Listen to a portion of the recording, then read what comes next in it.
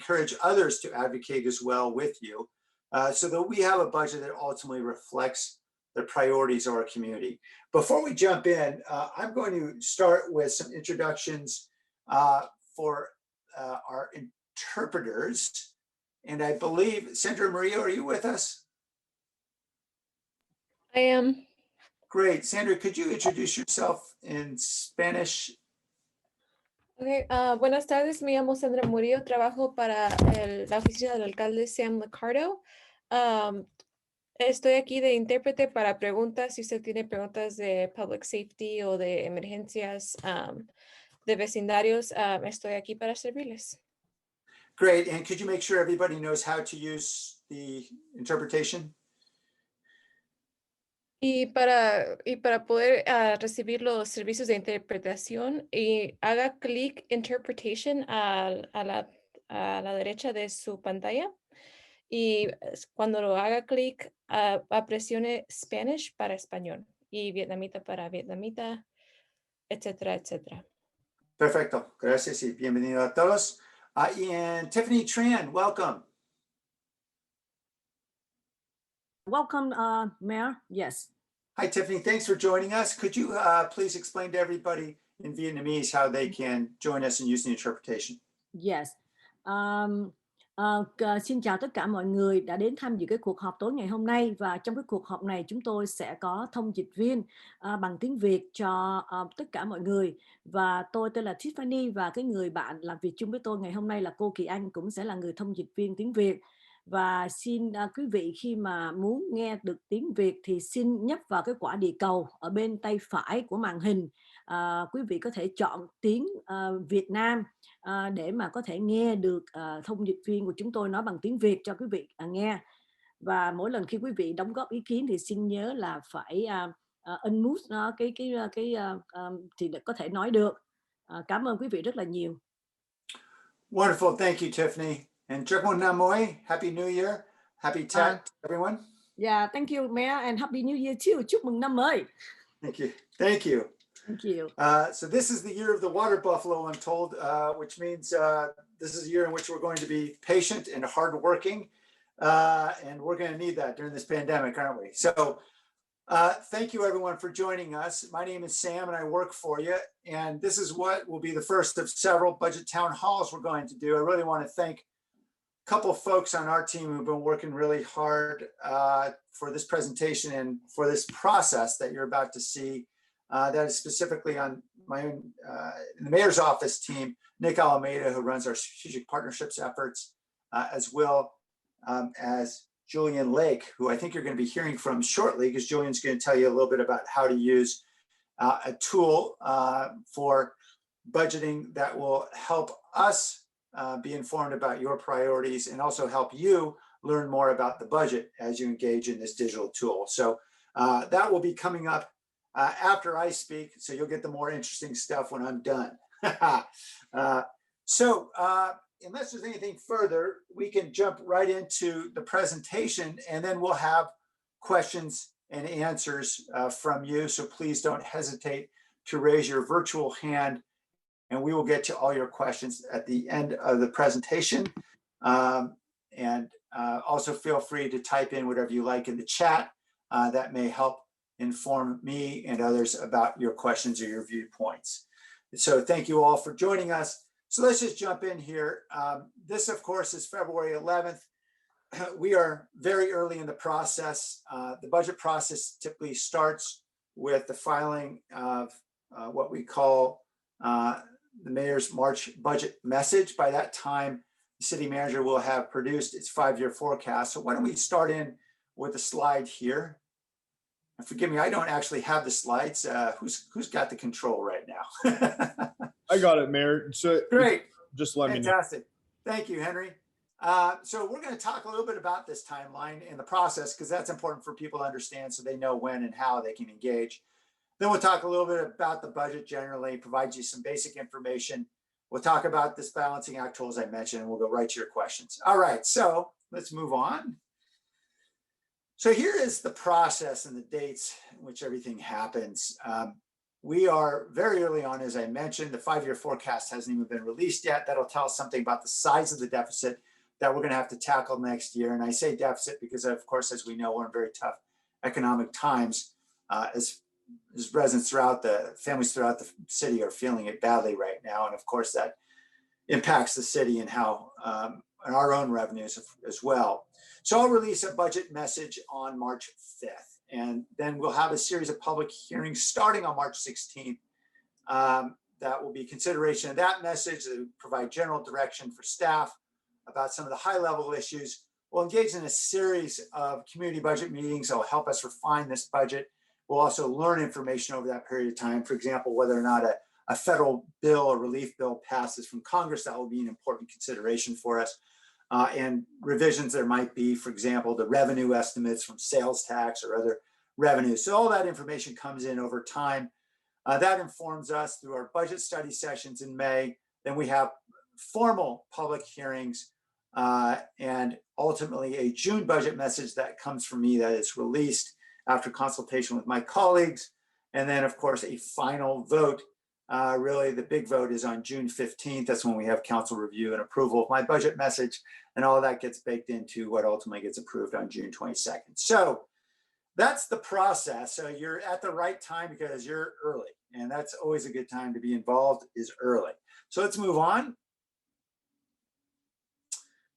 So the budget, of course, is a reflection of our priorities, and its key guiding document is my budget message for the development of what staff ultimately produces. And what staff ultimately produces is usually, in non-virtual terms, 2 or 3 binders worth of information that is very dense, but ultimately contains all the details for how we allocate the billions of dollars of revenues to best serve our city. The June message is much more refined and based on all the community outreach and, of course, engagement with my colleagues. Let's move on. Okay, so obviously everything we've done over the last year has been shaped by our response to this very challenging pandemic. And we know this has had devastating impacts to our community. Let's move forward. So some of the changes to the city's service model have been pretty dramatic. That is, at City Hall, we already have the most thinly staffed city hall of any major city in the country. So it makes it challenging enough to deliver services, but we've really had to drop a lot of things to go run and do other things as a result of this pandemic, because we know there are thousands of families in need, a lot of folks suffering, and we have to focus, of course, on addressing the most acute and most serious challenges from our community. So given the enormous food insecurity that's resulted from the job loss in this pandemic, we suddenly became a food distribution organization. We didn't do a lot of that before other than having a few senior lunches. Now we are coordinating with a variety of community organizations like Second Harvest Food Bank to distribute more than 2.5 million meals a week to vulnerable residents in our community, to families. And ultimately, we were actually doing this countywide for quite a while, and we've since have scaled back to just the city. But that is an enormous amount of organizing, and grateful for all the partnerships, both with nonprofits as well as private employers, restaurants, DoorDash, and others. So we're also confronted with other challenges that have been deepened and widened through this pandemic. Really, in many ways, the pandemic has merely uncovered many of the divisions and stark realities that were already present in our city. And one of those is a digital divide. As we had thousands of children, particularly from low-income families, who simply could not learn remotely because their families couldn't afford connectivity or computers. And so we have been in partnership with schools, the Eastside Union High School District in particular, which has been an incredible partner in building out a Wi-Fi network to provide broadband to more than 100,000 San Jose residents so far. We've also distributed about 16,000 hotspots that have provided students and ultimately all their families with connectivity in their homes. We're trying to figure out now how we can make that more sustainable than simply a one-year program, because we know this is an ongoing need. But we're trying to find new ways to address really old problems that have become much more acute during this pandemic, and certainly our digital divide was one of them. We launched what's called the Silicon Valley Strong Fund, and with city commitment of more than $20 million, and we fundraised about $21 million. We've been helping a lot of families who are struggling to be able to pay their bills and keep the lights on and stay on their feet. And we've also distributed some of that money to small businesses and nonprofits. There are different funds depending on where donors want to give. We encourage you to go to siliconvalleystrong.org if you'd like to give, or if you'd like to volunteer. We've had more than 4,000 volunteers help us with food distribution, for example, and that's been a great source of help. I should also note that siliconvalleystrong.org is a website that provides information to small businesses about grant programs, provides information to families about food programs, and about a host of other issues, direct links to the county website so you can get more information about vaccination and testing and all the other issues that are so critically important. So please go to siliconvalleystrong.org. It's a great resource, and our teams work very hard to make that useful for you. And then our city response, of course, to homelessness has had to change dramatically because we've been under orders now.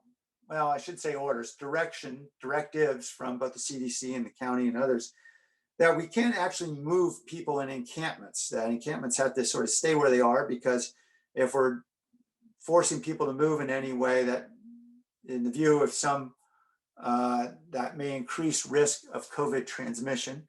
Although we're currently evaluating that now really to understand what the risks exactly are. But what that's resulted in, I think everyone knows and sees, is that the homelessness in our city has become so much more apparent.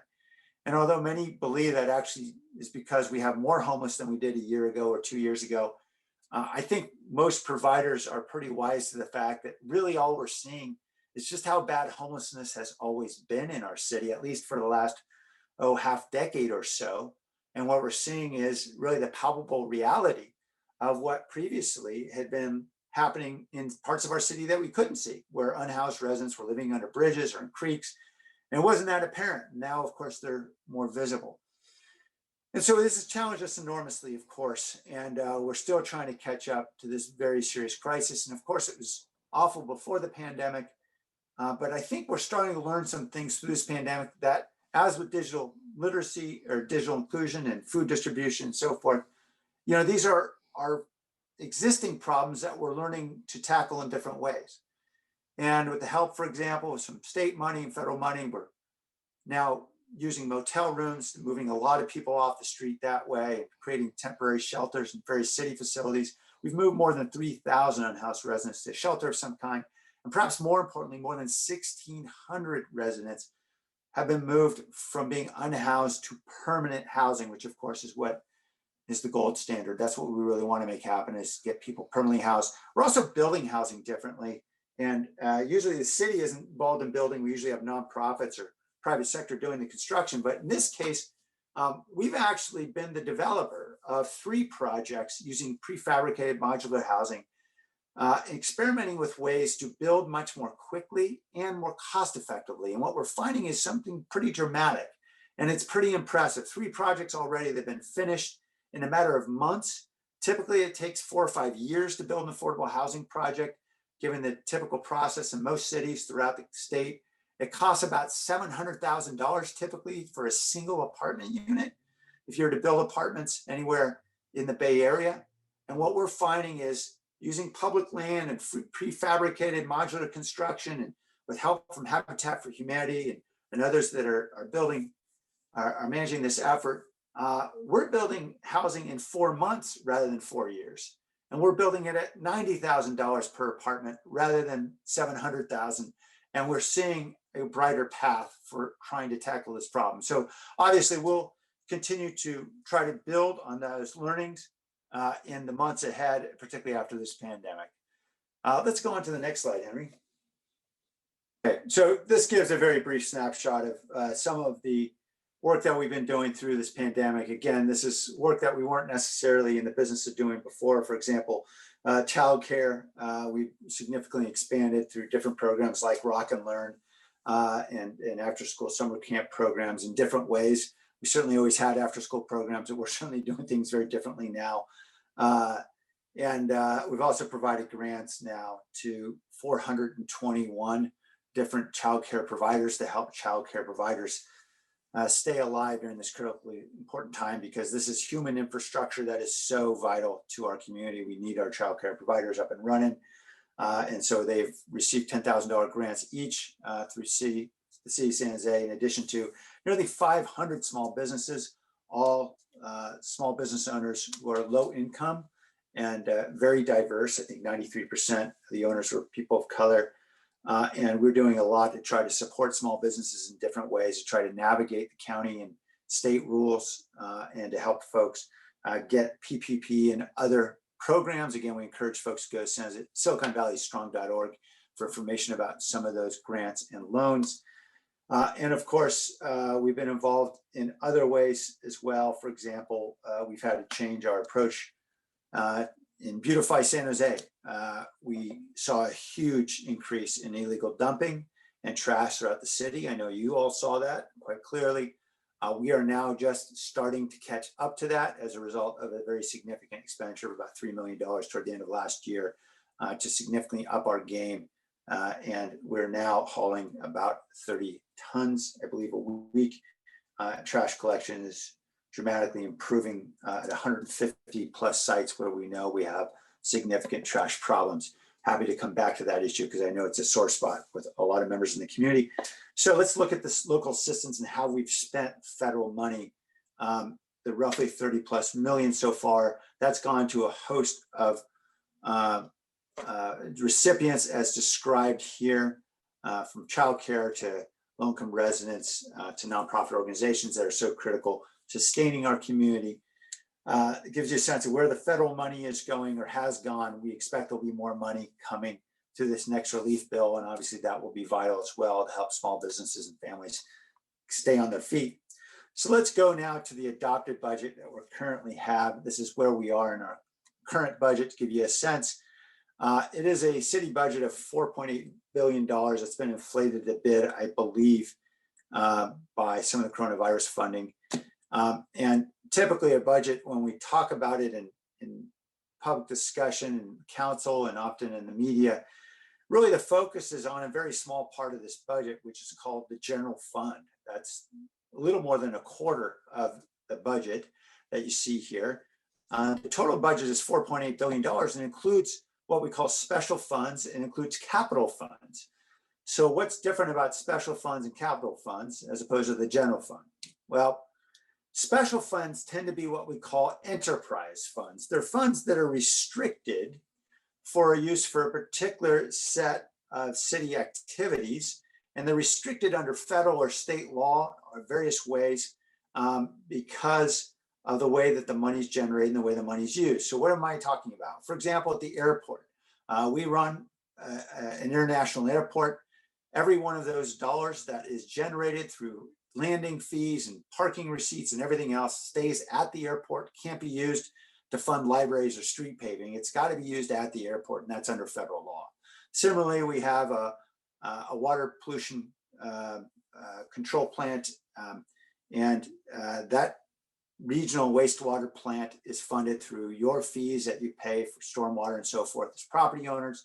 Under state law, we can't use that money for anything else other than running that plant and maintaining that entire system of stormwater and wastewater. So that is another example of a set of special funds. We also have a special fund for what we call San Jose Clean Energy, which is essentially our city utility, although PG&E owns the distribution and the wires and handles the retail level of getting energy to our homes.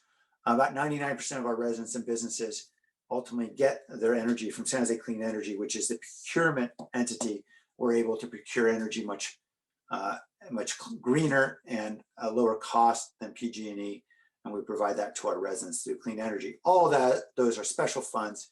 The Clean Energy program collects your utility bill, and then it obviously goes through PG&E. PG&E gets a part of it for distribution, and we only use that money to procure energy and for the purposes of San Jose Clean Energy. So all that stays out of the general fund. It's in special fund. Capital funds typically are for construction of new projects.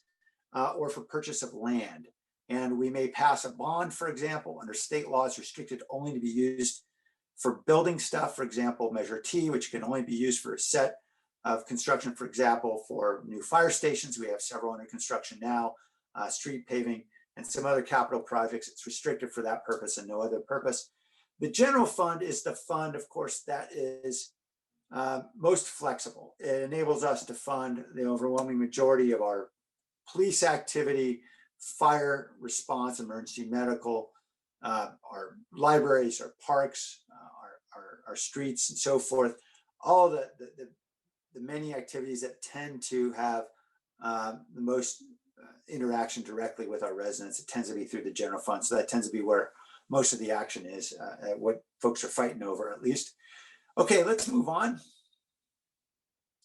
This is an overview of the total general fund in this current year. There are different ways of measuring what's in the budget. So you've seen some different numbers, but this is the $1.3 billion general fund. This is the 27% of the total. And you can tell what the sources are of this fund. Let me just say in general terms, property tax and sales tax are the two most important sources for our general fund revenues. And next, we will be talking about some of the budgetary impacts, of course, of this pandemic. It's no secret to anybody. We've had to significantly reduce spending as a result of reductions in revenue sources. And we've had a lot of new costs in different ways. Buying a lot of meals, for example, a lot of information outreach we're trying to provide to vulnerable communities, particularly about the pandemic, and purchasing PPE and all those things. But most obviously, it's impacted our revenues because we know businesses are struggling mightily. Those small and large businesses are the lifeblood of our budget. They provide revenues in different ways. And when they struggle, we struggle. And obviously, unemployment is bad for everyone.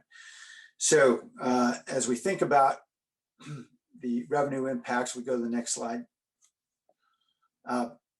You'll see that the shortfalls that we've incurred since March have already exceeded about $123 million. And that's the estimated shortfalls between what we had a year ago after the pandemic first struck, then the current fiscal year, which started July 1st. That totals about $123 million in gap that we've had to solve. I should say Jim Shannon and his team, Bonnie and everybody else have done a great job at solving. What we've seen, our revenue drops have been very severe. You're 9.3% since the revenue levels of 2 years ago. That compares to a Great Recession drop that was about half of that, maybe a little more, and the dot-com bust maybe a third of that. So this is very severe on our revenues. What we hope, of course, is that this is relatively short term and that we'll be back as we emerge from this pandemic. So as we move on, we had to employ many balancing strategies. The good news is we worked really hard over the last half decade to save a lot of revenue during the good times, so we would have it to cushion the blow. We've engaged in hiring freezes. We have not had layoffs of full-time employees, but we have had to let go of part-time employees. Some of those folks have been able to take back on using federal money to for different purposes relating to the pandemic. But for the most part, we had to really freeze any hiring, and we've had to use some savings, some of the reserves. One of the bright spots in all this is we found many cheaper ways to finance some of the ongoing debts of our city, the bonds of various kinds at the airport, for example, redevelopment bonds that were issued decades ago. We've been able to refinance an awful lot of that debt, and that is saving us millions and millions of dollars, and we're grateful to the finance team for figuring all that out. We've also been more resourceful in finding partnerships in different ways with companies to perform a lot of very important functions. I can go into that more later. So as we look at the past shortfalls we've had to grapple with on the next slide, you can see when I came into office in 2015, we had to run a good time. That had a lot less to do with me and a lot more to do with simply the general economy. And we managed to keep pretty balanced budgets for about a half decade. And then we ran into this very challenging pandemic, and we can see what's happening in terms of the shortfalls. What it means for us when we combine this with the very severe Great Recession that we experienced, and then the recession before that, is over the last 20 years, we've lost an awful lot of bandwidth of capacity at City Hall. And capacity is a nice way of saying we have a lot fewer people. And then we can go to the next slide that'll illustrate that. We can see the number of full-time budgeted positions here at City Hall today compared to where we were 20 years ago. Now, 20 years ago, to be clear, I think we had about 200,000 fewer people in the city of San Jose, maybe 150,000 fewer than we got today. So we had a much smaller city. And as you can see, we had more employees back then. In fact, we had nearly 1,000 more employees back then than we have today. And that number 6592 that you see is probably going to go down quite a bit, as we will probably eliminate some vacancies into the next budget year. So I think, although it's about 889 now, I suspect we're going to be more than 1,000 fewer budgeted positions by July 1st of this year than where we were 20 years ago. So bigger city and fewer employees to serve that city. That obviously is not a great recipe for enhanced services or the services that we know our residents need and deserve. Now, the good news is we've had a real rebuilding going on, and you can see that since the time in 2011 when we were at the all-time basement. We're working very hard to try to restore services in various ways, and that's reflected in the employee count. But our ability, obviously, to provide the services our residents need is greatly constrained. And the reality is that we have the most thinly staffed city hall of any major city in the United States. That was true, by the way, even 10 years ago. It's certainly still true today. So we continue to struggle with some fundamental foundational issues I can talk about shortly that has driven our inability to provide all the services we would like to provide and that our residents would certainly wish we provided. So let's talk about our future deficits on the next slide. We see here some sensitivity analysis looking at what it might look like for next year. And what we know is, and this is very, very preliminary, I want to emphasize, because we're going to get much clearer numbers in a few weeks when Jim and his team do all the math. But we've got a structural shortfall right now in our budget. And absent a dramatic increase in revenues, which we know is not going to happen this year, though we all hope it'll happen sometime soon, we're going to have some significant belt tightening to do. Some federal money may help us in the short run, but in the long run, we've got some difficult decisions ahead. Let's move on to the next slide. So we talk about sort of why budgets have always been so challenging in the city of San Jose, more so than most cities. There's a few basic reasons. One is our share of tax revenues generally is small relative to other agencies like the county, the state, school districts, and others. We'll talk about that in a moment. Our tax revenues have generally been shrinking over time if you adjust them for inflation and per capita. And so that means we have to do more with less. Our tax base is already small because we have a very low number of businesses and jobs per capita relative to other cities. In fact, much of our employment tends to be elsewhere in the valley and not within the city of San Jose relative to a city this size of 1 million. And we have a lot of long-term structural costs. So those are rising, of course. So let's talk quickly about our tax revenues. This is, for example, what happens with your sales tax. Where your sales tax goes, as you see in the city of San Jose. We have a very small share of the total sales tax. Actually, I think this slide needs to be adjusted. The total is actually 1.25%. I don't think that is accurately reflected in this chart. So we'll get this chart fixed. But 1.25% out of the 9.25% that you pay on every dollar. Let's move on to the next slide. And then this is our sales tax per capita. And what this really reflects is that we have fairly low retail base in our city, and much of the business-to-business tax that may happen, for example, between computer parts manufacturers and computer parts assemblers and computer developers or builders, for example, that is tending to happen in other cities at a disproportionate rate than what's happening in San Jose. So we are working hard to try to build out more retail opportunities so we can capture more of the sales tax revenue, particularly the sales of our own residents, so that we can keep that revenue here. But as you can see, compared to other cities, San Jose is very close to the bottom in sales tax revenue per capita, that is per person. And then as we move on to the next slide, we see what it looks like in property tax as well. And this is really a reflection of the fact that when we are a city in which there's a very large population of residents, a relatively small number of jobs per employed resident, the tax revenue per capita is considerably smaller in cities like San Jose. In fact, we're the only major city in the United States. If you take the largest 30 or 40 cities in the United States, they would all have more employed residents. I'm sorry, they would have more jobs than employed residents, and that would be reflected if you were to take a picture or snapshot of the city at nighttime and then at daytime. In all those other cities, like we typically see with cities, they have more people there in the daytime than the nighttime.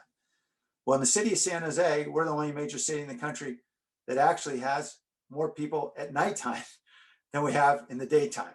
That's because we're not as much a job center as we are a bedroom community for more than 1 million people. And that creates huge fiscal challenges for us.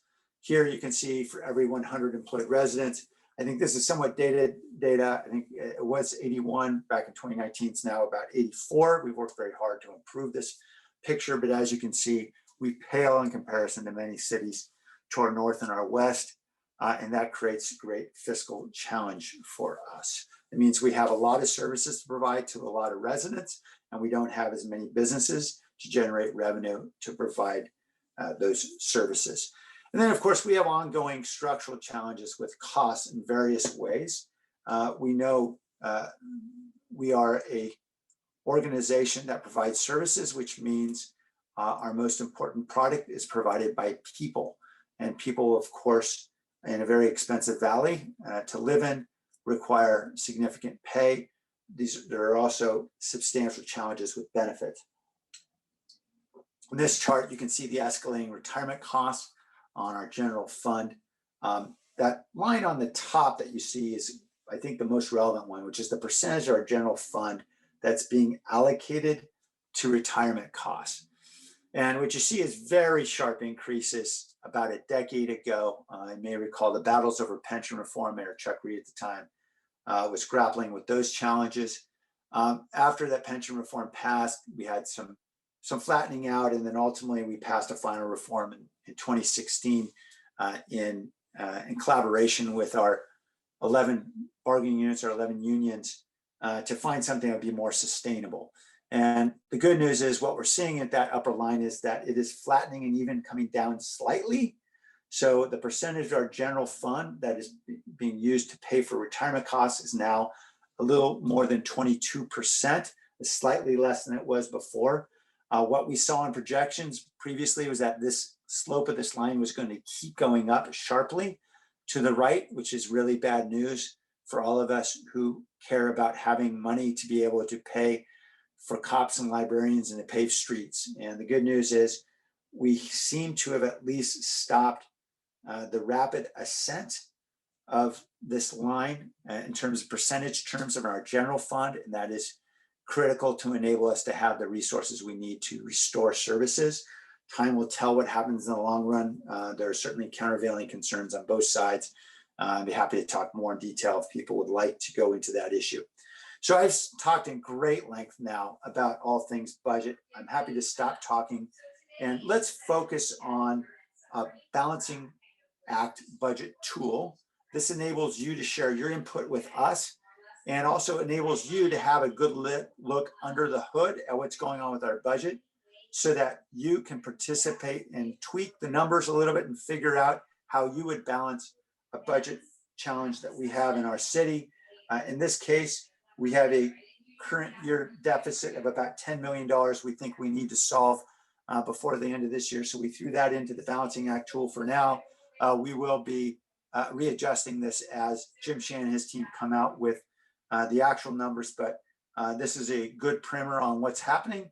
And good news is Julian Lake will lead you through this tool And as soon as Julian is done with this brief presentation about Balancing Act and how you can use this tool, we'll go straight to your questions.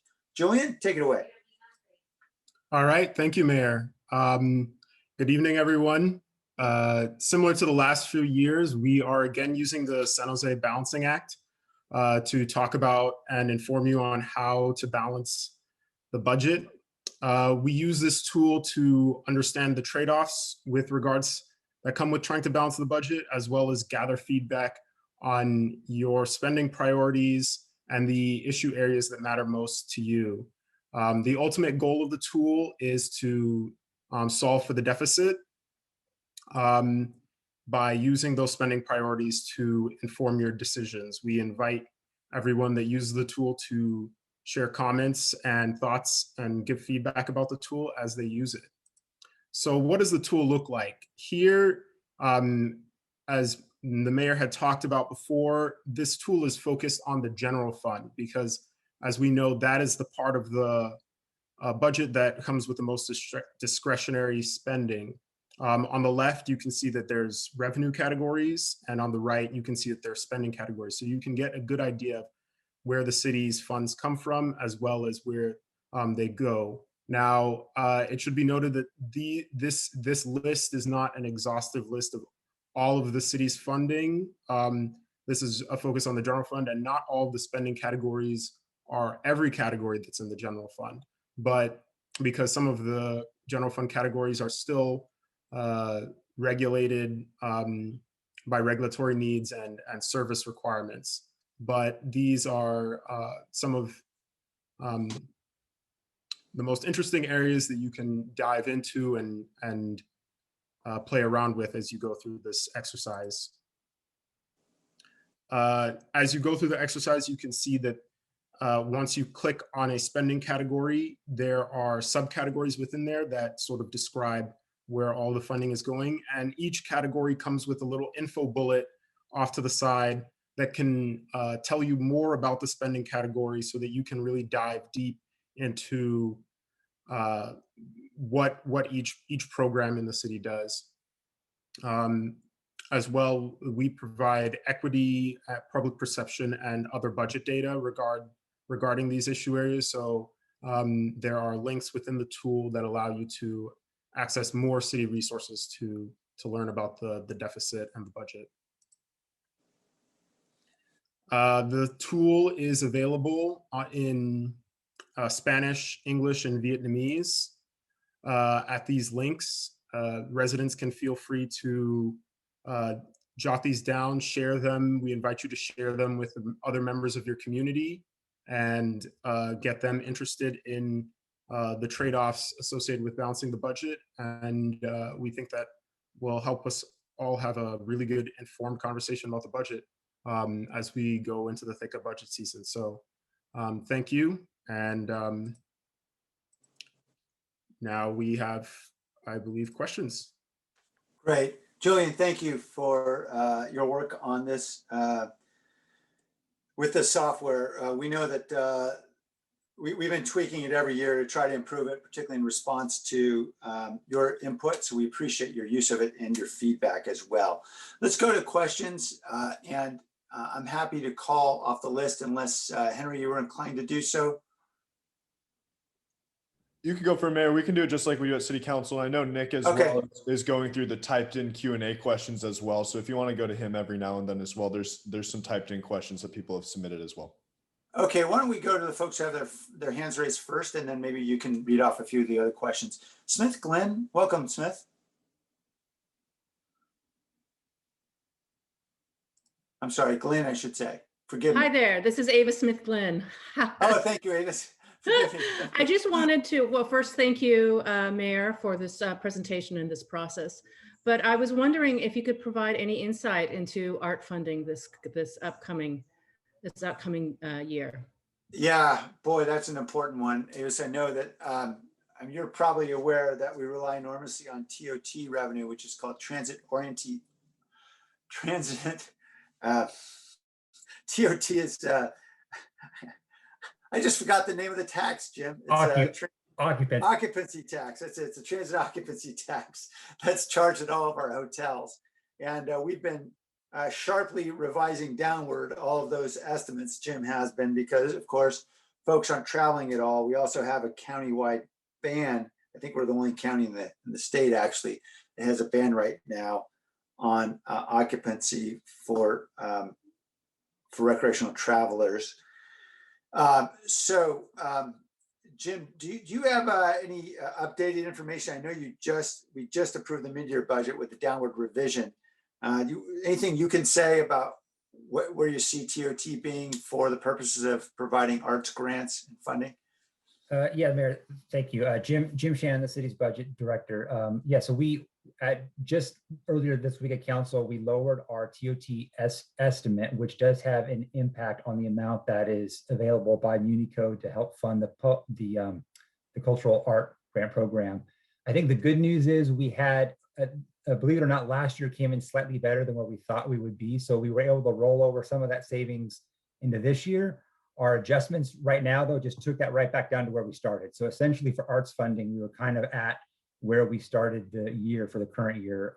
So we didn't really get any worse in terms of where our adopted budget was.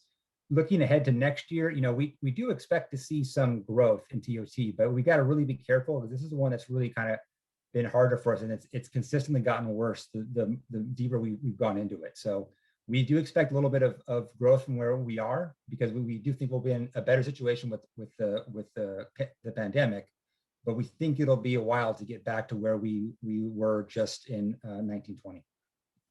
Okay, so if I could also maybe supplement that, and thank you, Jim, for that information.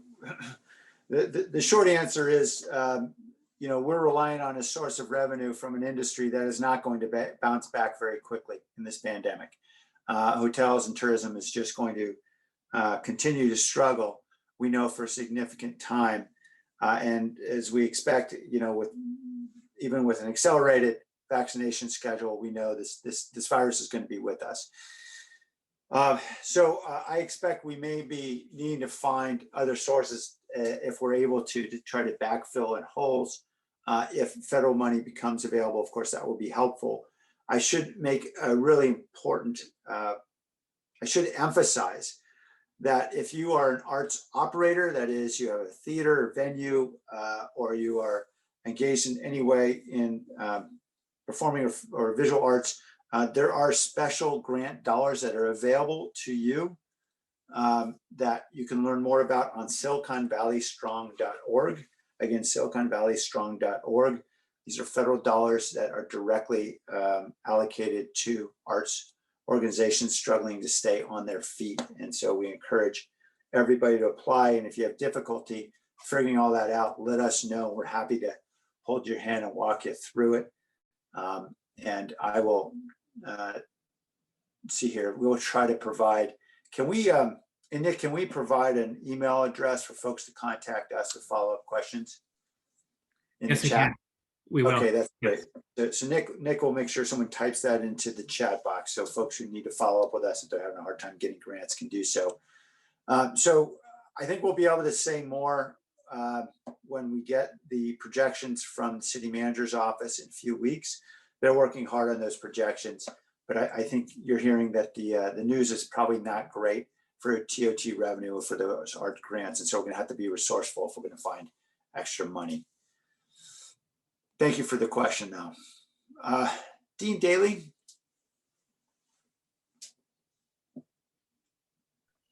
Okay, guess you can hear me now. Thanks, Mayor and staff, for, in addition to your full day's work, more than full days, being available to us and the public in the evening. I know that's the routine for you, but I appreciate it anyway. I especially appreciate the opportunity to ask questions because, in a regular meeting, you say your piece and then the time out, I was about a number of things, but I guess I'll raise a couple.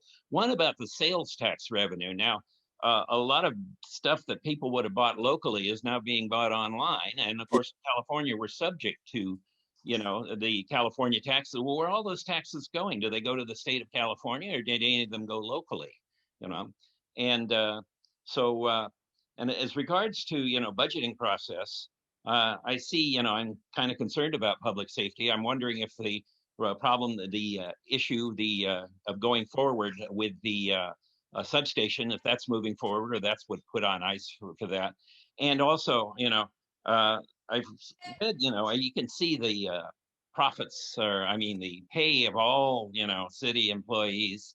And I'm certainly not among the defund police, but I wonder, in a budgeting processing, sort of my hobby horse is that we had to have more electronic surveillance drones in order to protect public safety. I know, some libertarians and progressive forces have that, but in my mind's eye, I can see a bunch of drones, making it much easier for, patrol and all that, rather than having our, expensive officers having to be everywhere at once, which of course they can't do. So do we get in, are they challenged in order to maybe rethink their way of doing business, for the benefit of, to lower costs, since they are very well paid, and you might argue they earn it. So thank you very much. I've given you a bunch of things, and I hope we can get to them.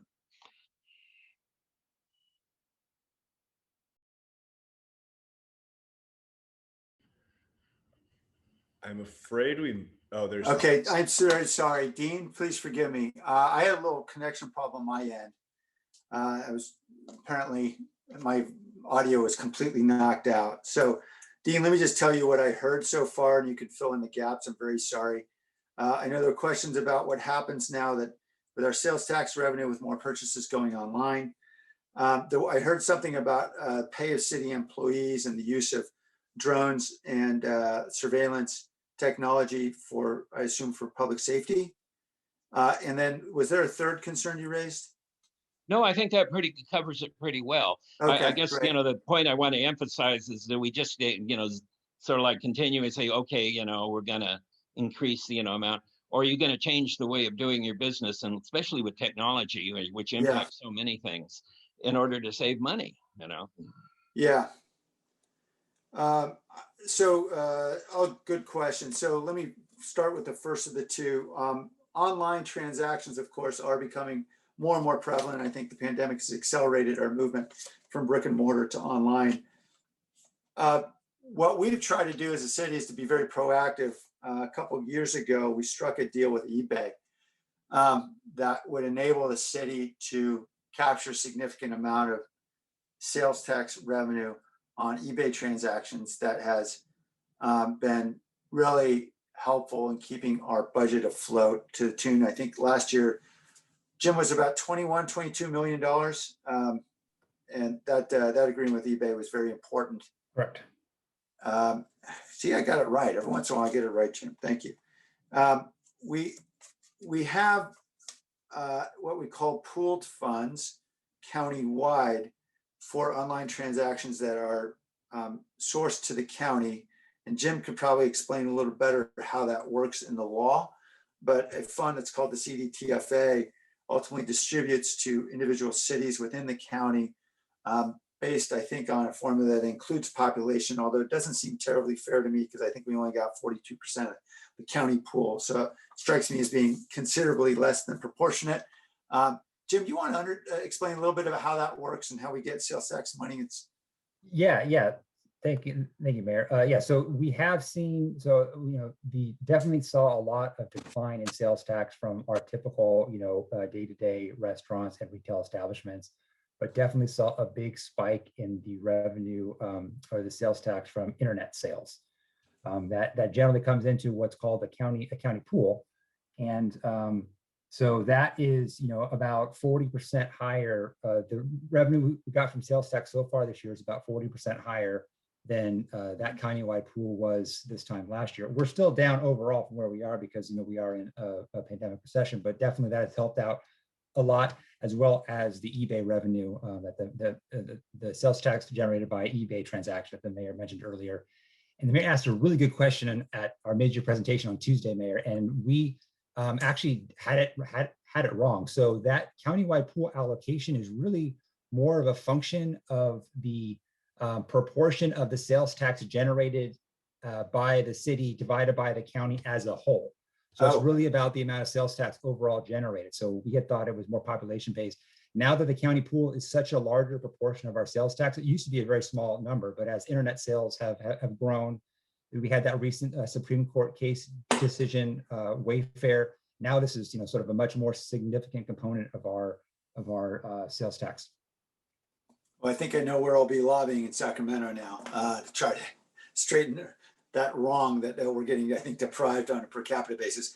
And then just going to your second question, which was a good one about, what about the use of technology to try to assist with public safety? And we've been digging in deep on lots of different approaches. When I first came into office, we were trying to encourage people to register their cameras, their home cameras, not so that police could watch. There was no real-time viewing going on. It was more to let the police know that you had a video camera that was pointed outward somewhere, so that if there was a crime of some kind, the police could call you and ask for permission to be able to look at the video to see if there's a license plate or something.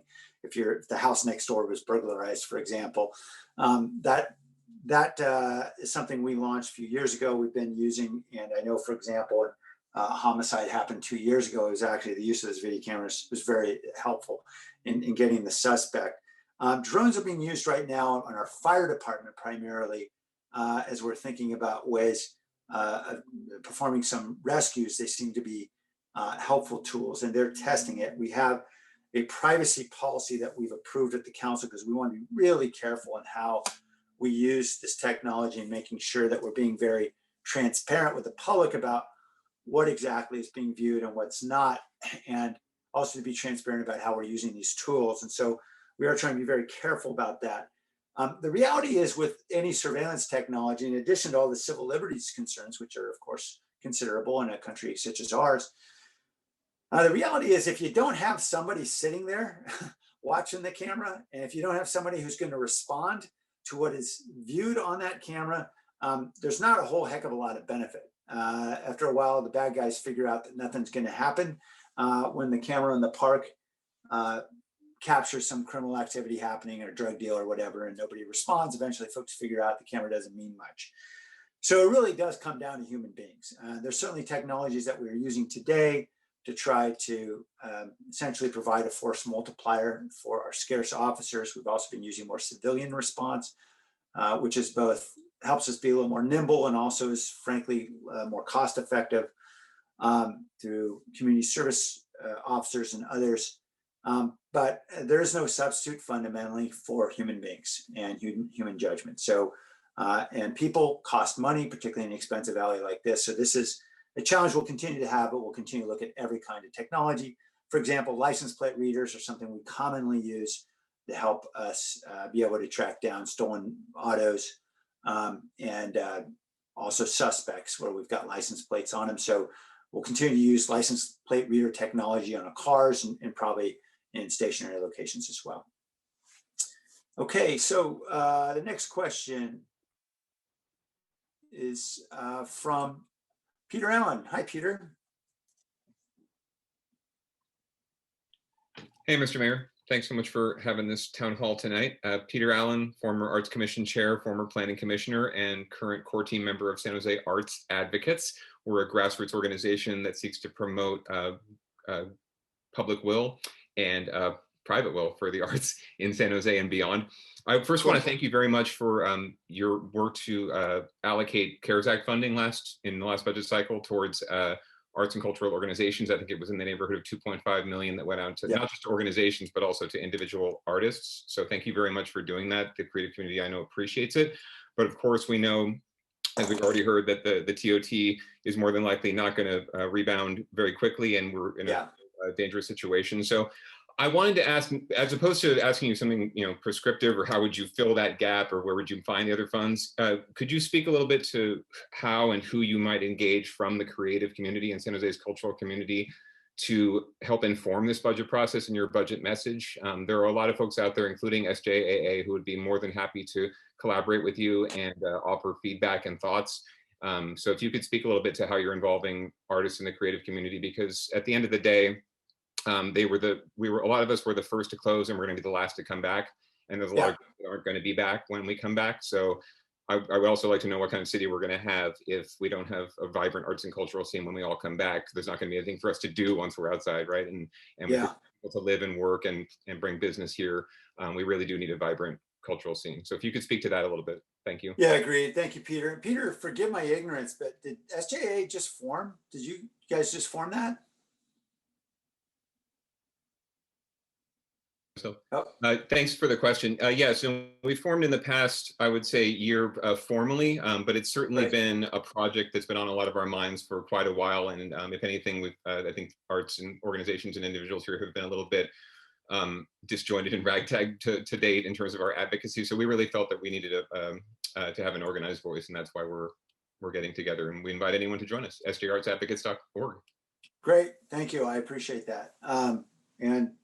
So I would look forward to working with SJA as well as many other arts leaders that we've been routinely engaging with. But you know, the good news is I think in the arts community there are a lot of folks who are pretty savvy, who understand how to advocate effectively and how to make their voice heard, and will certainly listen. You mentioned the $2.5 million of CARES Act, and I appreciate your acknowledgement of that. I was going to say something like that in response to the earlier question about arts funding, but I didn't want to get out in front of what we really don't know about the size of what this relief bill is going to be. We all hope and pray there'll be significant dollars for municipalities, and there'll be sufficient flexibility to enable us to fill big gaps in our budget. But until we know the clear outlines and just whether or not Uncle Joe gets his way with the Congress, we don't want to get out there too far in front of our skis and say, well, no, we'll be able to use this money. So that is certainly a logical place for us to go to fill a gap. And I certainly am happy to engage with the arts advocates, yourself and others who are deeply engaged in these issues and help us better understand how we can do more with less. Okay, so Mike Sodergan, welcome.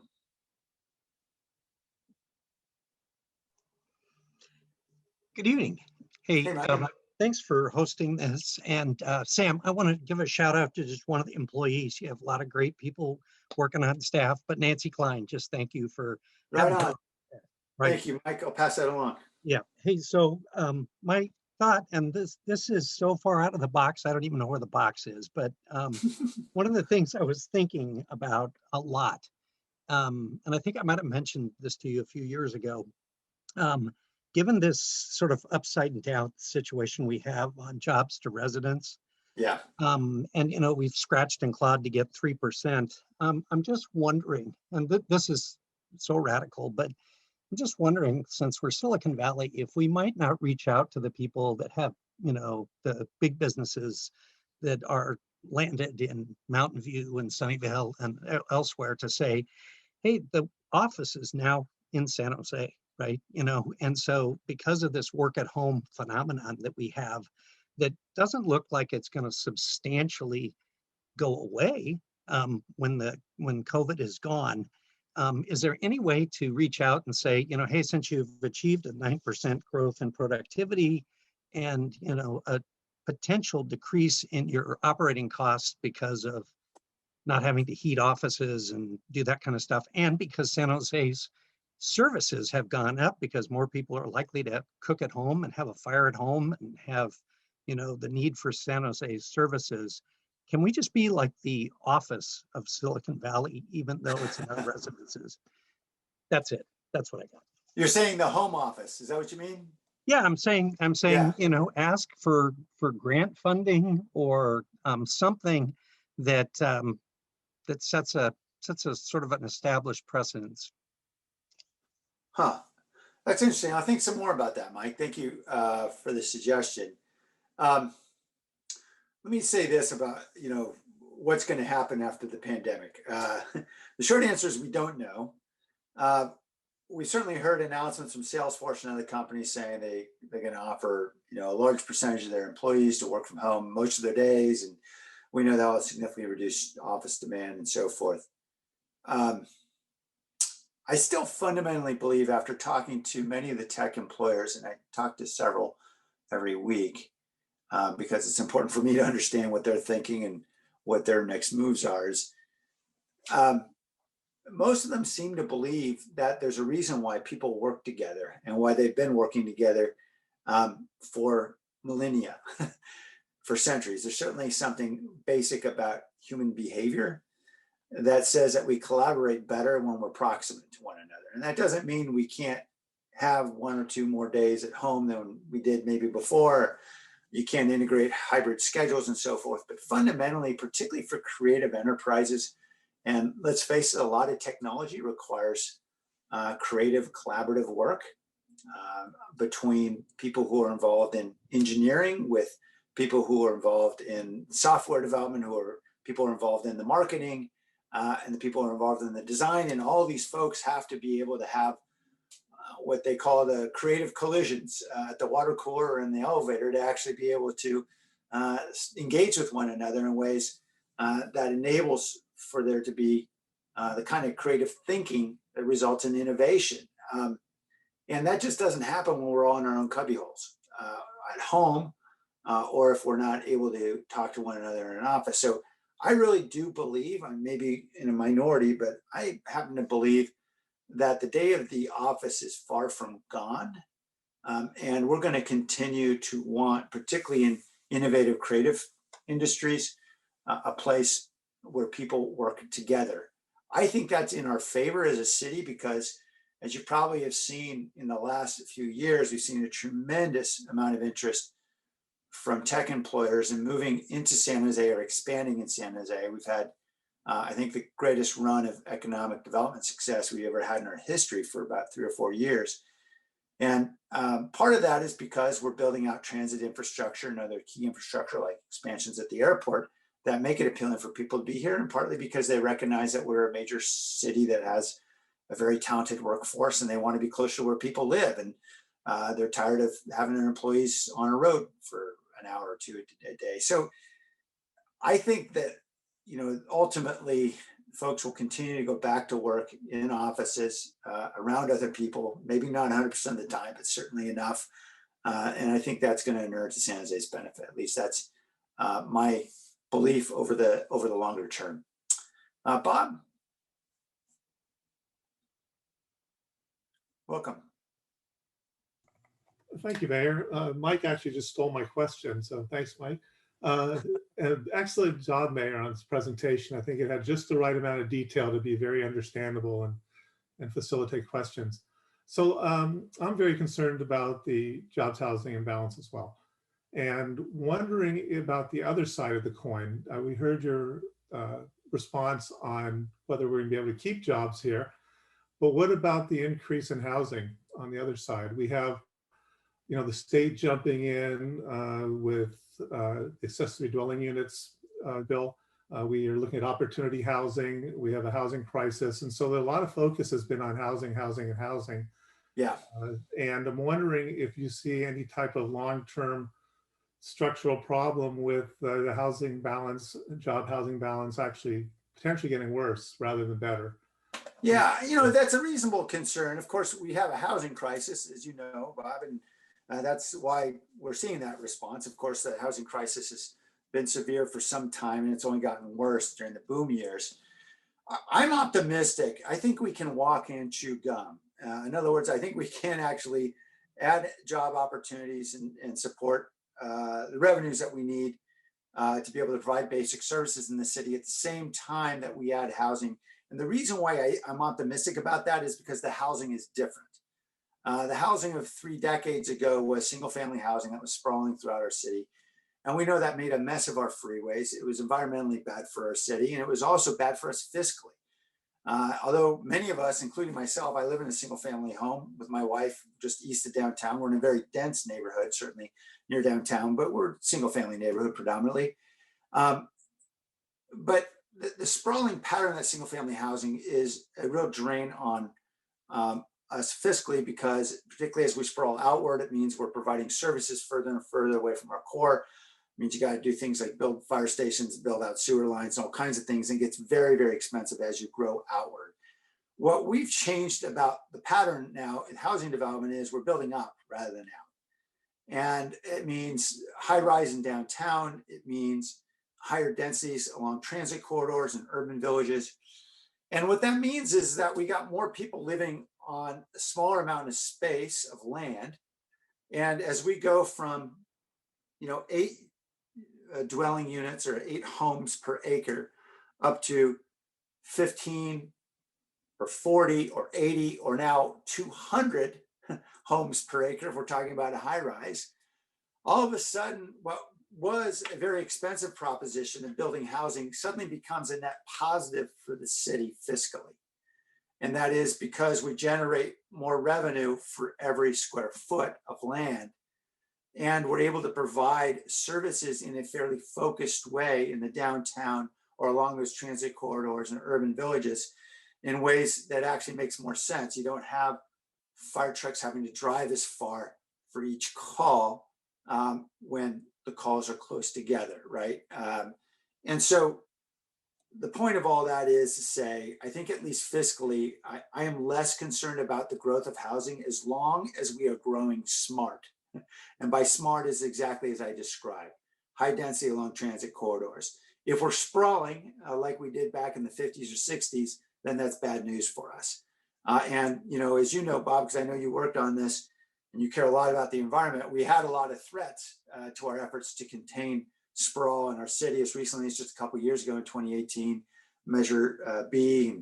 And we really had a community effort to oppose that. It was an effort of developers to go build 1,000 luxury homes up in the Evergreen foothills, and ultimately was subjected a lot of our open space to more development. And so we put Measure C on the ballot and people got behind it. And the good news is, I think the residents of the city of San Jose generally understand what the future should look like, and they're pretty good about figuring out what to do about development. And so we've really tightened our green line in a significant way that's going to enable us to grow more intelligently. Okay, thanks for that question though, Bob. Dahlia Rawson, good to hear from you, Dahlia. Hi, I hope you can hear me now. I can. So great, thanks. So thank you, Mayor, for making this meeting available, and for all of the support and the links you've shared for arts organizations. I am the director of New Ballet here in San Jose. Aha. And I'm ashamed I didn't know that already, Dahlia. I'm just, hoping and wondering if there's been thought given to really prioritizing the Office of Cultural Affairs and funding for the arts as an engine to restarting the downtown economy. The arts are what bring people downtown. They get people in restaurants, they get people spending money in town, they get people into hotels. That'll help the TOT come back. And has there been some thought about really prioritizing the restarting of arts? Yeah. Dahlia, really important question. Thank you for that. And let me just say, this is where our arts organizations and our leaders like yourself really are critical partners, because I think we need to reimagine what it looks like, particularly in a pandemic where I personally believe we could do everything right with this vaccine and everything else, but because of the challenges of getting everybody or enough folks vaccinated and the challenges of new variants and so forth, we could have public health orders that severely constrain our ability to bring people inside for a long time. And I think that means we need even more creative, at least during those spring, summer, and fall months, about how we can bring art outdoors. And certainly how we could use that as a way to bring people back to downtown and reinvigorate our small businesses, our restaurants, and everyone who's struggling so much downtown. So yes, I believe arts could play a critical role, but it may have to be art in a different form. And it's going to probably be a little grittier, I suppose, if we're doing it outdoors. And it's going to require a little bit, some creativity and some nimbleness. And I know that's something that look, all of our arts organizations are pretty resilient, or they wouldn't be alive and surviving today. San Jose is not an easy place, we know, because the extraordinarily high costs of operating arts organizations here, the great challenges of being able to get a foothold here. So we know these are organizations that have creative ideas that enable them to be resilient, and I expect there will be some good ones. I would love to see how, for example, South First Street could simply become an all art all the time venue. We can just shut it down and open it up for performers, for visual arts, and for foot traffic, and shut it down for cars for a while and see how that works.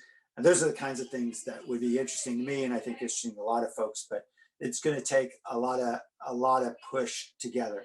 So Dahlia, I invite you to bring your best ideas. And for example, how we're going to bring ballet outdoors. I know that's a challenging one, but it may be something we have to do in order to bring audiences to you. Thank you for the question. Hillary Thorson.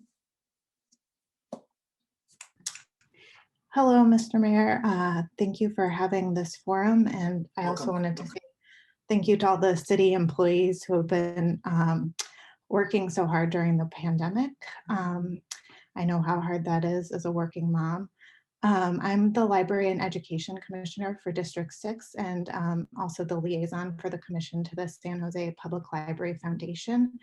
And right now the library is the connection between the city and education and digital literacy efforts. It's the backbone for connecting people with wireless hotspots, providing educational resources and programming, and empowering residents to find new jobs.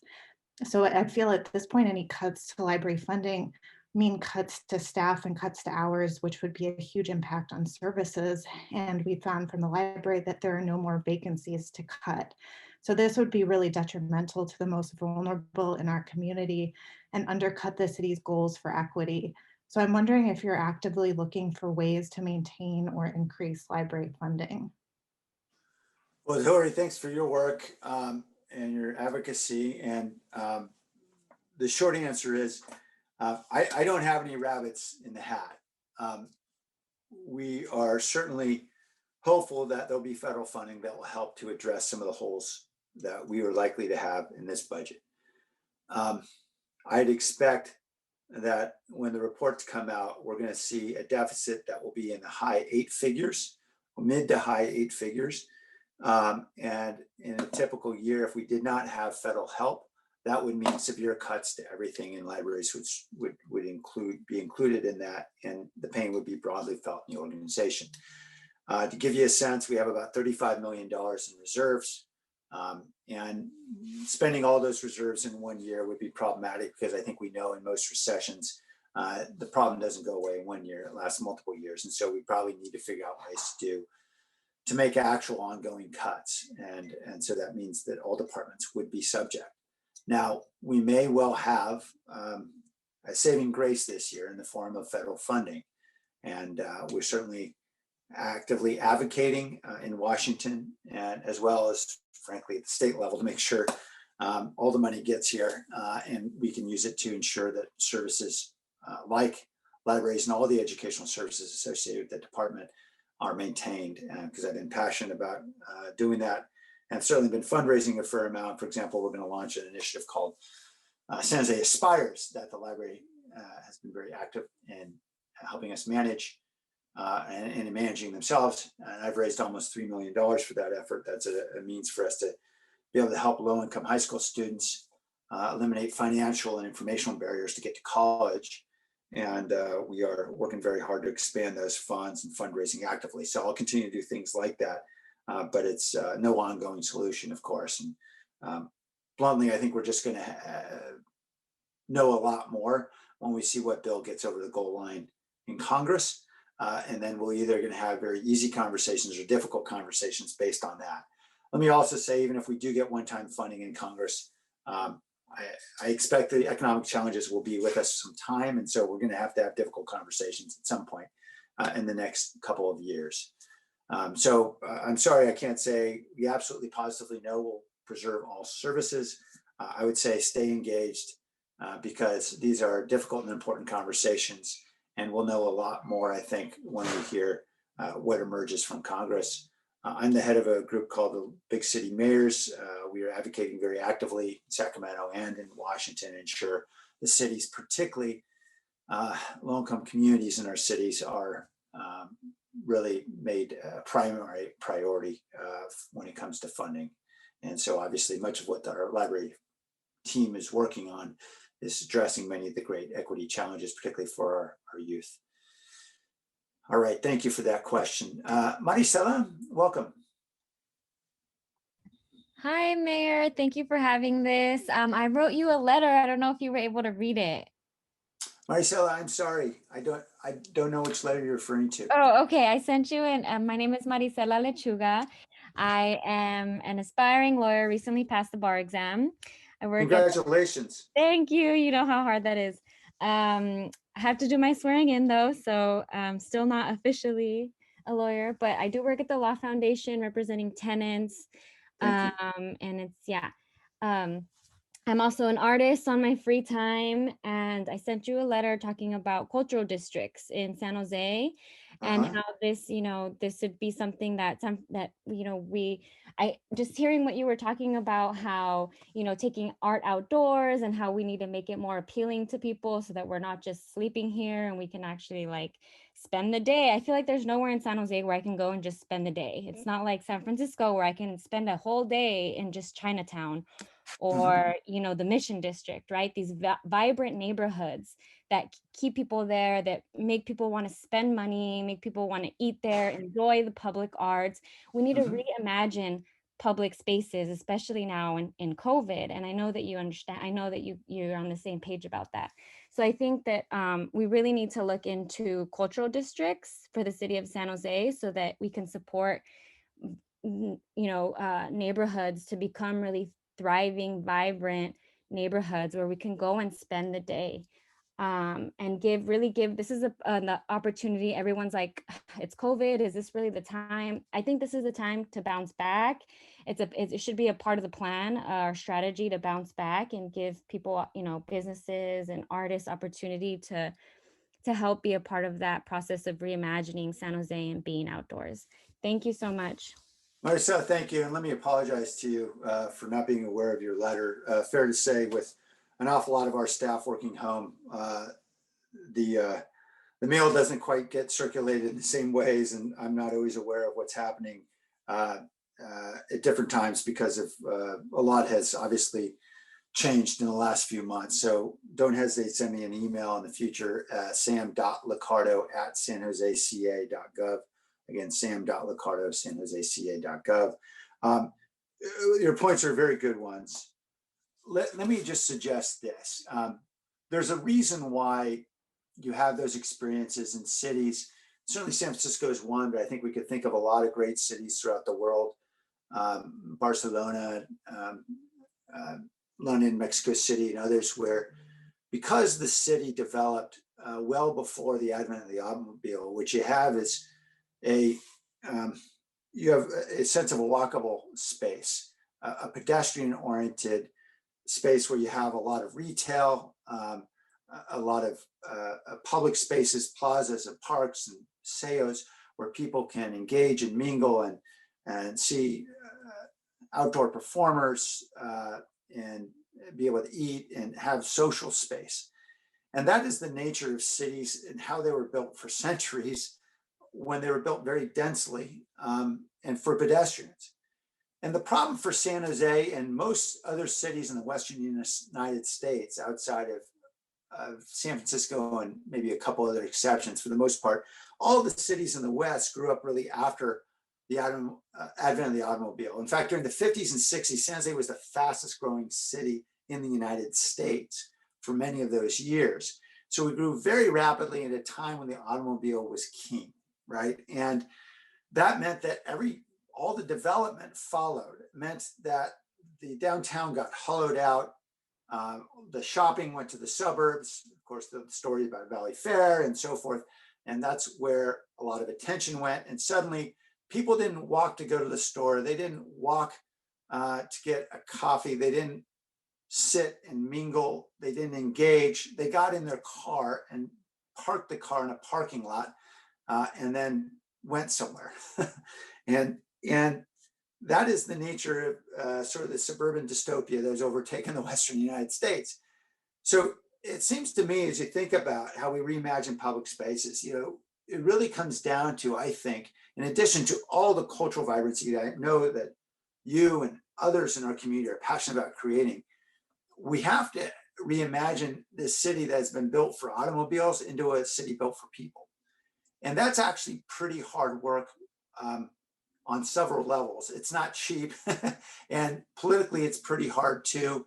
I can tell you about it, lots of wounds and bruises I've taken, but I can think, for example, the bruises that Dev Davis took, for example, when she wanted to take a lane out of Lincoln Avenue and add bike lanes and so forth. And by the way, it's added enormously to the vibrancy of Lincoln Avenue, at least before the pandemic, because you now had people who were stopping and mingling and enjoying their time, which meant that the small businesses there actually had people who were enjoying storefronts and poking their head in and thinking about what they might buy and engage in. And all of a sudden, time would slow down a little bit. And yeah, there were some frustrated commuters who couldn't get along Lincoln Avenue quite as fast as they did before. But that is the nature of creating public spaces that are more vibrant and attractive. So I think we are getting there as a city. We've got a lot more work to do. And I think particularly in the downtown is where we have a great opportunity now with a lot of new development coming. And there, the focus really needs to be, and all the spaces between the buildings, are we creating the plazas and the paseos and the parks that create attractive places for people to want to gather, for someone to, an outdoor venue where someone can give a poetry reading or play a guitar, and also meet their friend and have coffee.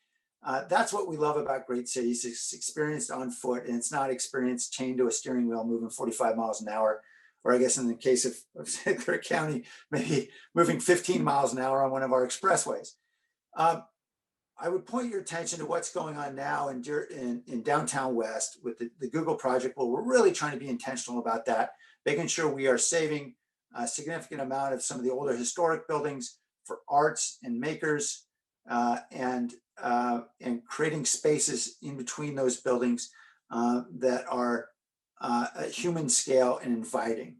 And we're now talking about, for example, creating an outdoor performing arts venue in St. James Park, perhaps another venue like that as well in the Diridon area, that really invite that opportunity. So I think there's a lot that can happen here in this city over the next decade. I'm very bullish if we can just all stay healthy and pull together through this very difficult time.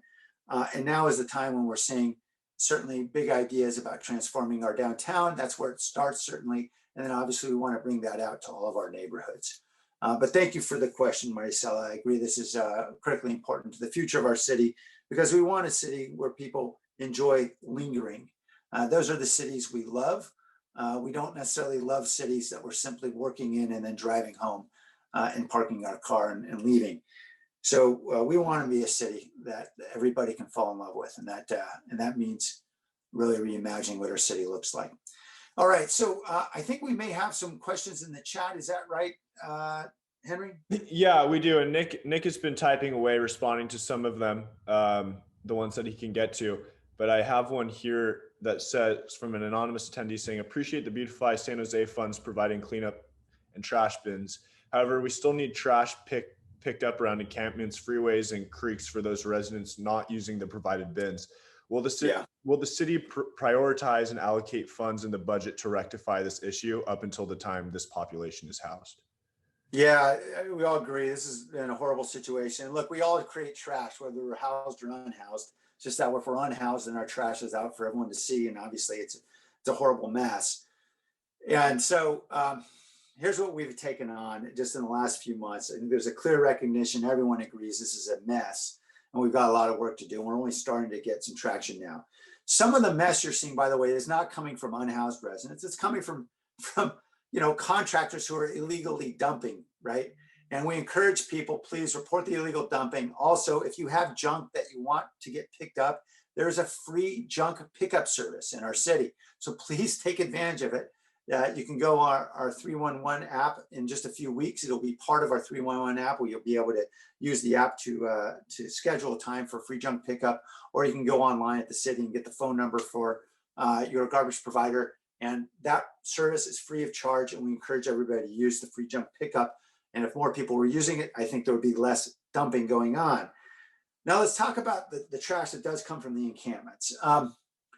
One thing we've been working hard on is trying to partner with organizations that really want to lift up our unhoused residents who are adamant that they want to be part of the solution and not simply pointed to as being part of the problem.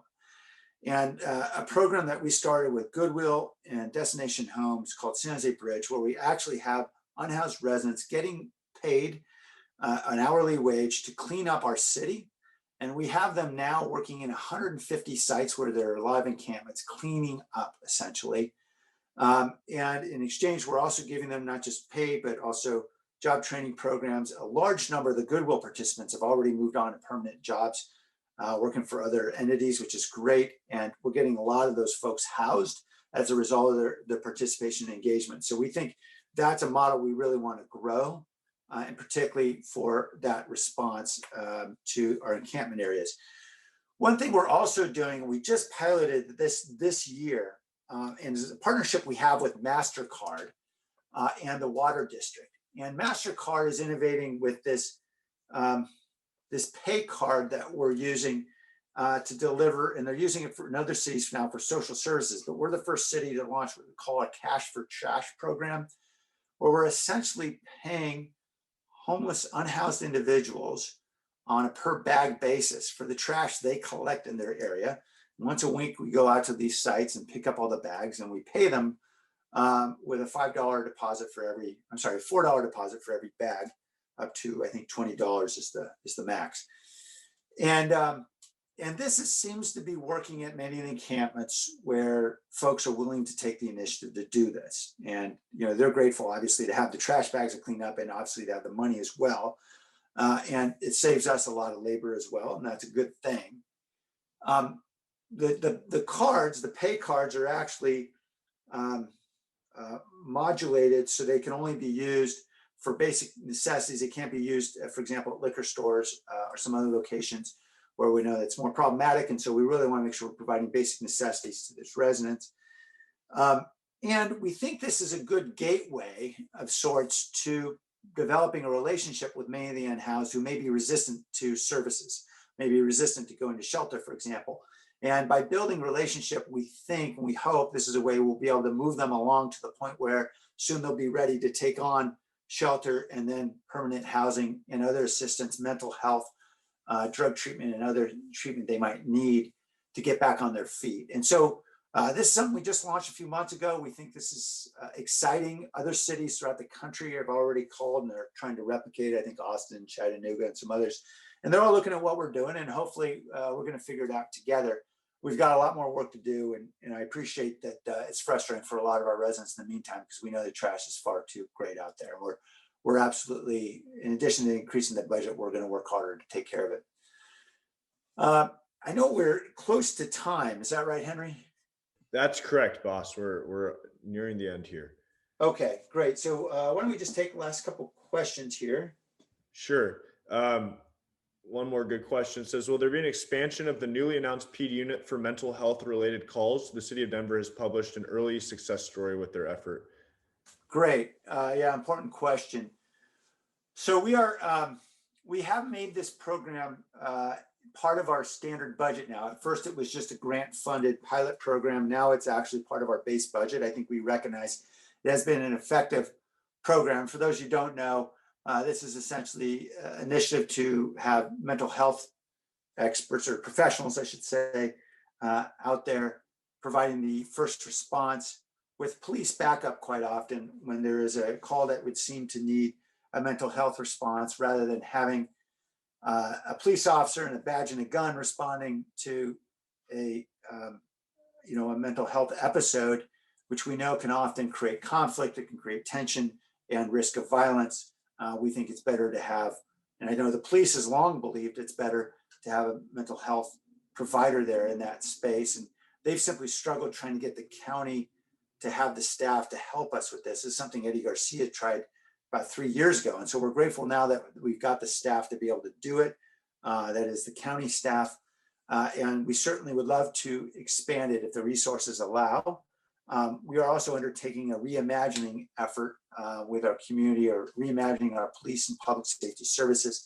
And I think this will be one of the very many important topics we'll be considering, which is how do we best insert mental health response in places where previously maybe we responded too often with somebody with a badge and a gun. Now, let me just say, I think plenty of police officers would be thrilled to see more response, for example, to our unhoused residents from service providers rather than from police. Police, frankly, don't enjoy those calls by any stretch. But the reality is there are some serious public safety issues that do come up. And we know that a significant share of what we view as being mental health episodes, maybe, I was just listening on NPR the other day to the head of public health in San Francisco. He said he believed 80% of what we view as mental health episodes of various kinds are actually very closely tied to methamphetamine use. And so if someone's on a stimulant like methamphetamine, or maybe worse like PCP, there's always a risk. And so you do need to have a police officer nearby. And that is, just the reality. We've got to be able to keep the providers safe, and it's important to have an officer nearby. So this isn't a sudden solution where we can tell the officers to stay home or do something else. The reality is public safety means we do need officers. Okay, I think we have a little more time, Henry. Yeah, it looks like we have time for one or two more, Mayor. And I know Roland has submitted a lot of questions into the chat, but it looks like he has his hand up now. He might want to Henry, Roland, you want to ask the question? Sure, Mayor. Thank you. Much appreciated. Yes, I did ask a lot of questions. I'd like you to look at the Zoom wish list, though, which includes automation of translation into different languages, including people with hearing difficulties. The thing I do want to talk to you about, though, is something that happened yesterday at the MTC around noon at the Programming and Allocations Committee. And they were looking at the sales tax revenues by county. San Francisco is in serious trouble because they lost all the hotel industry, the restaurants, they're down 33%. But we, on the other end, in Santa Clara County, we are up 7.5%. And that is happening because of the eBays and the Googles and all these people. And I think our top priority from a policy point of view at council is to create an environment that's going to make sure that we keep all these people, including Tesla, right here in Silicon Valley and stop them from flying off to Texas, because if they do, they're going to be flying off with all their tax revenues. Thank you. Hey, Roland, you said an increase of 7%. What are you referring to? Sales tax revenue or what revenues? Oh, I think we lost Roland. Sales tax. Sales tax. Sales tax? Yeah, I think actually it's not the case that we're up. At least I don't think Jim Shannon believes we're up. We are down, but certainly we're not as severely impacted as those other large cities like San Francisco and Oakland. But your point is very well taken, Roland. And I wrote an op-ed in the San Francisco Chronicle on Saturday that was published that described my view about what some have called the Silicon Valley exodus. And I think, frankly, we have been taking a wrong tack for many years in this state and simply blaming tech for all of our problems, believing that's what's causing our high housing prices, that's what's causing all the challenges, traffic and so forth. And the reality is that we, particularly as elected leaders, need to take more responsibility for the problems that have been created through suboptimal decision-making. And there's a lot of things we could do, for example, to reduce housing costs, which we know is a chief concern for many employers and why many are thinking about other locations that we can do that really have nothing to do with tech. I mean, it costs $700,000 to build a single apartment unit in an apartment building in the Bay Area. And that doesn't have much to do with tech. It has a lot to do with a lot of rules that we've created and a lot of obstacles that have been barriers that are created by cities in terms of building housing, particularly high density housing, around lawsuits like CEQA that have significantly increased costs of construction, around the fact that we're not expanding our labor pool nearly as much as we should, particularly for high-end trades. And as a result, the cost of construction rises even faster and becomes often difficult even for folks to find construction crews. So all those things are things that we should be working on as a community. And the way that we can start working on them is first to stop blaming tech for our problems and start working on them together with tech and hoping we can solve them together. But I agree and I appreciate your point. As much as I hear tech decried constantly, and I know they're easy to blame, the truth of the matter is that any other community in the country would love to have our problem. The truth is we've got to find solutions to our problems together. Okay, Now, I know there's some other good questions in the chat. One of the questions was, you say all departments could face cuts if there's a high 8-figure hole in revenue. Would the police department face cuts all too? And the answer is yes, absolutely. Police would be cut just as every other department would face cuts if we have a deficit hole that's that large. Much is going to depend again on federal money and how exactly we can use it. Melissa has a question. With the increase of ADUs, it also greatly increased parked cars and additional home businesses with their work vans and trucks. There might have been an assumption that being near public transit would appeal to new renters, homeowners, but with a piece of property being split into 2 or more homes, is it realistic to assume we'll mitigate parking issues, especially in an area like Northside? And I live in Northside myself, so I appreciate the question. And there's no question, there's a lot of neighborhoods like mine and neighborhoods just to the east of mine where parking is incredibly scarce and it's a huge challenge. So Melissa, here's what I believe, and I'm guessing this may be the same Melissa I know in Northside, Melissa and Tony, Melissa. So say hello to Tony for me. I believe that what we're seeing with regard to the challenges of parking would probably exist with or without ADUs, because the reality of overcrowded parking in our city is that we're seeing multiple households, multiple families in the same home. And that is what is really driving up the parking shortage.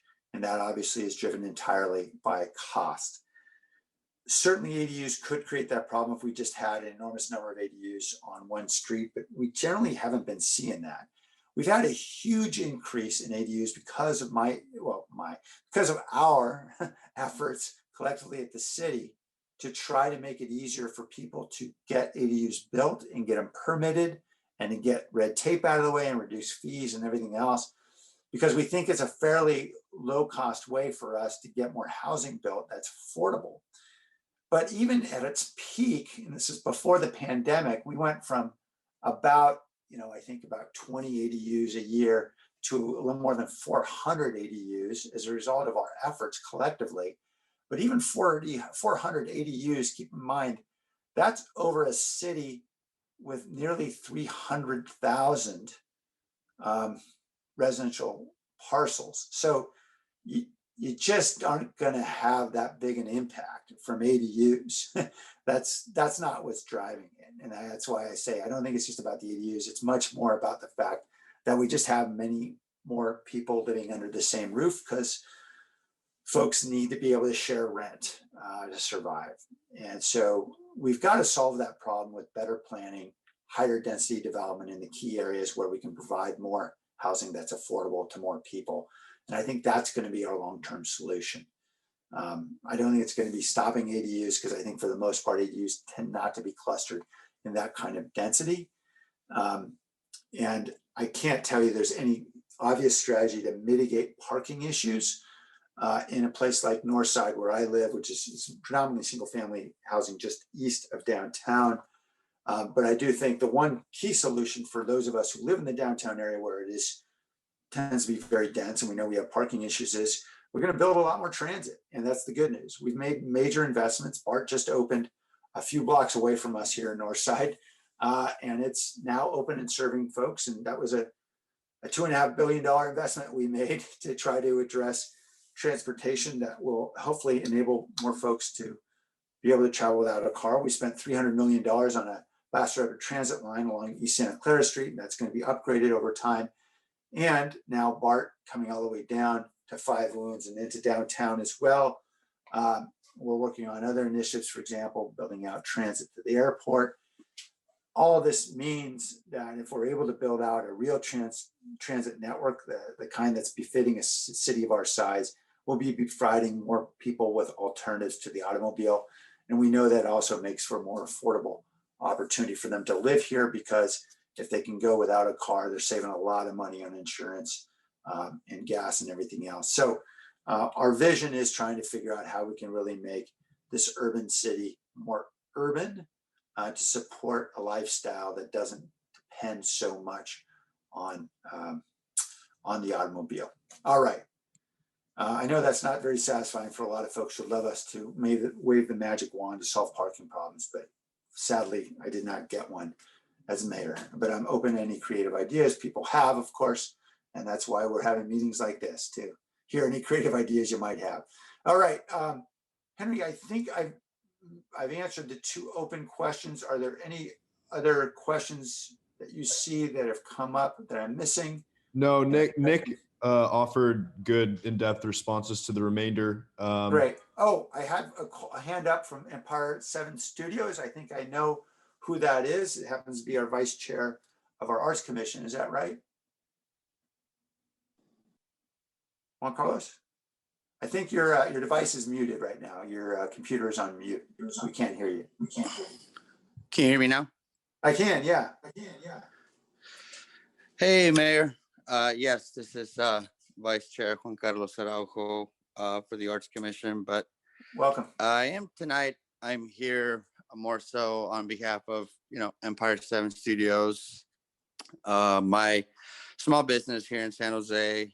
And I wanted to start off with just bringing you up to speed for helping us rezone the area where the development is, where we were originally located. Yeah. And finally, we're able to establish a lease for us to return back to our original home, thanks to the Japantown Arts Alliance coming together to help support that initiative. Yeah. Thank you for your perspective. So that's just more so in terms of Empire 7 Studios. And then I've also, in the meantime, been able to, in the last 3-4 years, establish Powwow San Jose, large contemporary public art festival. This year we've been working on the Guadalupe River, and I just spent three weeks physically on site, and a lot of the things that you guys mentioned tonight, it's really great. And just knowing that there's a lot of development coming to the downtown, but I just wanted to share that it's really it's kind of become a trash pool in so many ways, and very neglected, and just trying to find ways to maybe find resources within the city that could help organizations maybe with the bandwidth. Thank you for the question. And there's no question that the Guadalupe River Park has been devastated.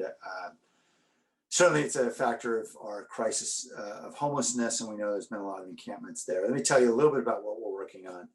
We have formed a task force that has met a couple of times recently of a lot of stakeholders in the downtown area and park lovers who want to see how we can reclaim this park in ways that certainly still supports our unhoused and helps them find a path, but also be able to restore that park in a way that makes it more inviting for the public. One project I'm working on that I think is pretty interesting. I mentioned how we're building prefab modular housing throughout different parts of the city on public land, and we're building it much more cost effectively and more quickly. So I've been raising some money and identifying some public money as well from the housing department. And we're working on a site that's right next to the police department, just on the other side of 87 from the Guadalupe River Park, where we want to build housing for our unhoused, be transitional housing predominantly. But we think we can also sort of create a work program of sorts of folks who would be employed with the Guadalupe River Park Conservancy and provide sort of a work first approach, similar to what we've done with the San Jose Bridge program, helping unhoused people get back on their feet through work, earning a wage, and getting some job training with it. And these folks would then be employed essentially as stewards for the Guadalupe River Park, beautifying the park, repairing it, helping provide wayfinding for people in the park, providing eyes, a set of eyes on the park where we know, maybe people feel a little nervous being alone, having other people present, maybe in an orange vest or whatever, makes you feel more comfortable being there, and deterring maybe some of the behavior, the drug dealing or whatever it might be happening. And we think there's a real opportunity here, and where we can create a vision both of helping our unhoused and helping the community recognize that unhoused residents really want to be part of the solution in many ways, and providing them a clear path to doing that. And the vision, of course, is to help house many of the folks who are currently in the Guadalupe River Park through this. So this would only be about 80 or 90 apartment units, but we think it's going to be very promising as an example of what we could scale. And so grateful to Peter Powell and others who've been very generous in supporting this effort. Hopefully we're going to get the funding together in the next couple months and be able to get a shovel in the ground this summer. That's our goal, and get something built. So we got a lot of things we need to do in Guadalupe. I'm very grateful, Juan Carlos, for your works in beautifying our city, particularly Powwow, which is an amazing initiative and has really transformed many dark corners of our city to something beautiful and vibrant. So thank you for your work. I think now we've exhausted everybody with all my talking. So I really appreciate all the questions that have come from each of you. And by all means, please continue to stay engaged. We're going to continue these public hearings or meetings, I should say, these engagements, particularly as we get more information from the budget office about the size of the deficit we have coming, what's going on with the federal money. We'll have more information, and then we'll all be able to narrow our focus a little bit more on where the challenge points are. So in the meantime, I just encourage everybody, please stay safe. Happy Tet and Happy New Year to those who are celebrating our Vietnamese or Chinese New Year, moon festivals. Please do so safely. And I look forward to talking to you again in just a few weeks. We will be having more community convenings. Thank you, everybody. Stay safe. Thanks, Mayor. Thank you. And thank you, Henry and Nick. And thank you, Julian and Jim. Jim, thanks for jumping in. And thank you to our interpreters for all your help. Jordy and Tiffany, Kian, thank you all. Welcome, Mayor.